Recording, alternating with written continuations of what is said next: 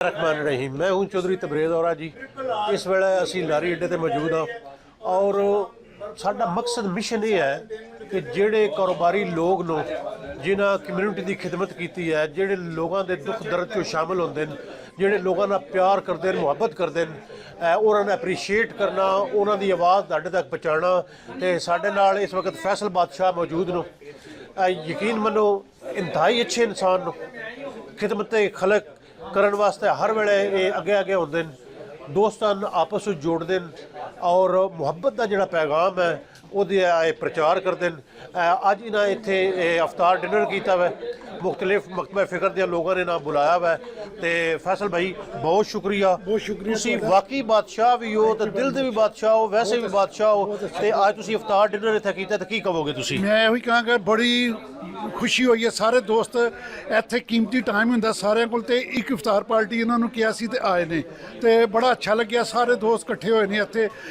मिल बैठन का एक बहाना हुंदा है, क्योंकि यार दोस्त जिहड़े हुंदे ना एक दूसरे का बाजू होंदे ने, तो खुशी हुंदी है यारां दोस्तां नूं मिल के इहो जिहे प्रोग्रामां विच।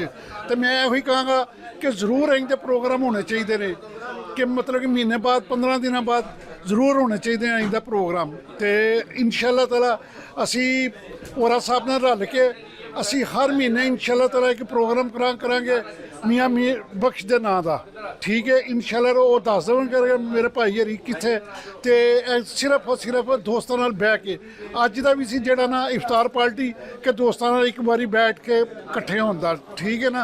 खांदे पींदे तो सारे लोग अपने घरों ने, लेकिन जो यारां दोस्तों नाल बैठ के खान का मज़ा आंदा ना होर गल। फिर दिन जेड़ा हुंदा इफ्तार पार्टी ते रोज़े वाला दिन, एरा एक अपना बरकत दिन हुंदा है।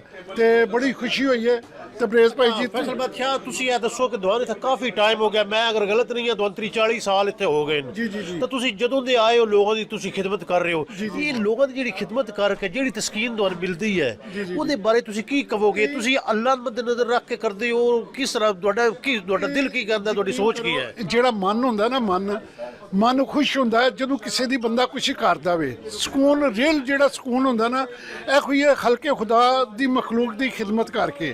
तो जरूर बंदे नूं करनी चाहिए खिदमत, खिदमत होनी चाहिए, लाजमी करनी चाहिए है। लेकिन तुसी इतना टाइम हो गया इत्थे तुसी गुजार रहे हो, अपने घर भी तुहाडे काम भी, उसके बावजूद भी तुसी कदी नहीं सोचिया कि तुहानूं नुकसान होंदा खिदमत करके? कोई नुकसान, यकीन करो जेड़ा भी काम होंदा ना, अज हुण इफ्तार पार्टी ते सी आना सी, 2-3 इहो जे प्रोजेक्ट हो गए ने कि पता ही नहीं चलता। जदों तुसी करना है, जदों तुसी दीन दी राह ते चलना है, तो रब ने तुहाडे नाल करना है। जदों तुसी नहीं करना तो रब ने भी नहीं करना तुहाडी जात नाल, ठीक ना। रब देण वाले नूं देंदा है, रब देण वाले नूं देंदा है। तुसी देना है तो तुहानूं मिलना है। रब देण वाले दिंदा, तुसी देना तुहानूं मिलना है। ये फैसल बादशाह ये बिल्कुल जेडे मैं अल्फाज इन्हां वास्ते कह रहा वां, ये बहुत थोड़े न।